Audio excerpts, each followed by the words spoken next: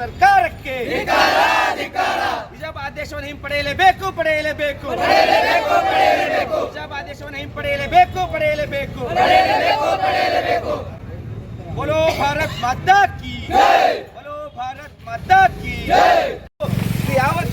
बोलो भारत माता की बोलो भारत माता की जय श्री राम.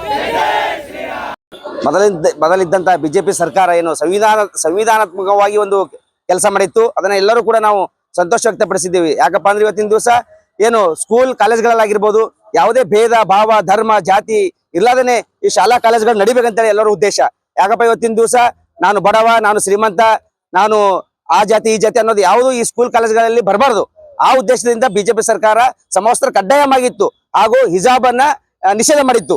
ಆದ್ರೆ ಇವತ್ತಿನ ದಿವಸ ಕಾಂಗ್ರೆಸ್ ಸರ್ಕಾರ ಬಂದ್ಮೇಲೆ ತಮ್ಮ ಮುಸ್ಲಿಮರ ಮತಗೋಸ್ಕರ ದೃಷ್ಟೀಕರಣಗೋಸ್ಕರ ಇವತ್ತಿನ ದಿವಸ ಸಂವಿಧಾನವನ್ನ ಕೂಡ ಕೆಳಗೆ ತುಳಿಯುವಂತ ಕೆಲಸ ಮಾಡ್ಲಾಗ್ತಾರೆ ಕಾಂಗ್ರೆಸ್ನವರು. ಯಾಕಪ್ಪ ಅಂದ್ರೆ ಇವತ್ತಿನ ದಿವಸ ಸ್ಕೂಲ್ ಕಾಲೇಜ್ಗಳಲ್ಲಿ ಈ ಜಾತಿ ಭೇದ ಭಾವ ಎಂಬುದು ಏನು ಅವರೇ ಸೃಷ್ಟಿಸಿ ಈ ಶಾಲಾ ಕಾಲೇಜುಗಳಲ್ಲಿ ವಿದ್ಯಾರ್ಥಿಗಳಿಗೆ ಮೈಂಡ್ ಅನ್ನ ಡೈವರ್ಟ್ ಮಾಡುವಂತ ಕೆಲಸ ಮಾಡ್ಲತ್ತಾರ. ಈಗಾಗಲೇ ಏನು ಕಾಂಗ್ರೆಸ್ನವರು ಜಾತಿಗಳಲ್ಲಿ ಅನೇಕ ಬಾರಿ ಜಗಳ ಹಚ್ಚಾರ.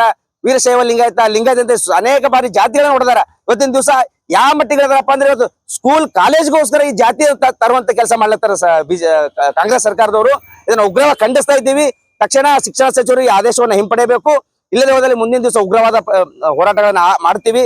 ಅದೇ ರೀತಿಯಾಗಿ ಅವರೇನು ಈ ಹಿಜಾಬದ ಆದೇಶ ವಾಪಸ್ ಪಡೆಯಲಿಲ್ಲ ಅಂದ್ರ ನಾಳೆ ಇಡೀ ನಮ್ಮ ಕಲಬುರಗಿಯಲ್ಲಿರುತ್ತೆ ಎಲ್ಲ ಸ್ಕೂಲ್ ಶಾಲಾ ಕಾಲೇಜ್ಗಳಲ್ಲಿ ಶ್ರೀರಾಮ ಸೇನೆಯ ಕಾರ್ಯಕರ್ತರು ಸ್ವಂತ ಹೋಗಿ ಉಚಿತ ಒಂದು ಶಾಲೆ ಹಾಕಿ ಅವರಿಗೆ ಸ್ಕೂಲ್ ಕಾಲೇಜ್ ಕಳಿಸುವಂತ ಕೆಲಸಕ್ಕೆ ಕೈ ಹಾಕ್ತಿವಿ.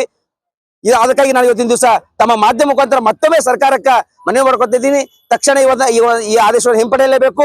ಇಲ್ಲದೆ ಹೋದ್ರೆ ಮುಂದಿನ ದಿನಗಳಲ್ಲಿ ಕರ್ನಾಟಕದಲ್ಲಿ ಅಶಾಂತಿ ವಾತಾವರಣ ಉಂಟು ಮಾಡುವ ಕೆಲಸಕ್ಕೆ ತಾವೇ ಕೈ ಹಾಕ್ತಿರಂಬ ತಾವೇ ಇರ್ತೀರಂತೇಳಿ ನಾನು ಈ ಮಾಧ್ಯಮ ಮುಖಾಂತರ ಹೇಳ್ತಾ ಇದ್ದೀನಿ.